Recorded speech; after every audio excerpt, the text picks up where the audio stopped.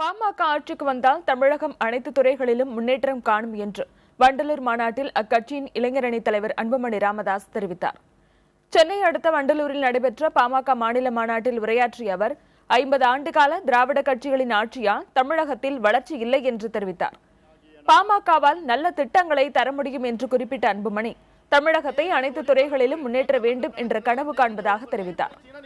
ஊழல், மது இல்லாத தமிழகம் உருவாக்குவதே தனது இலக்கு என்று கூறிய அவர் தமிழக அரசு மதுவை திணிப்பதாக குற்றம் சாட்டினார்.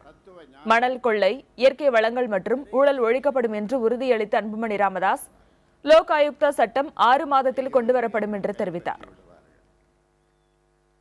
அதனாலே சொல்லுகின்றேன், தொழில் வளத்தை நான் பெருக்க வேண்டும், பொருளாதாரத்தை நான் முன்னேற்ற வேண்டும், வறுமையை நான் ஒழிக்க வேண்டும், ஊழலை நான் ஒழிக்க வேண்டும், எல்லாத்துக்கும் மேல் சாராயத்தை நான் முற்றிலும் ஒழிக்க வேண்டும் என்று எனக்கு கனவு இருக்கிறது.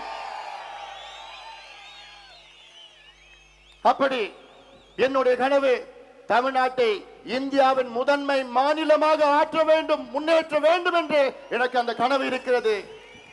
இந்த கனவை நாம் எல்லோரும் சேர்ந்து நினைவாக்குவோம்.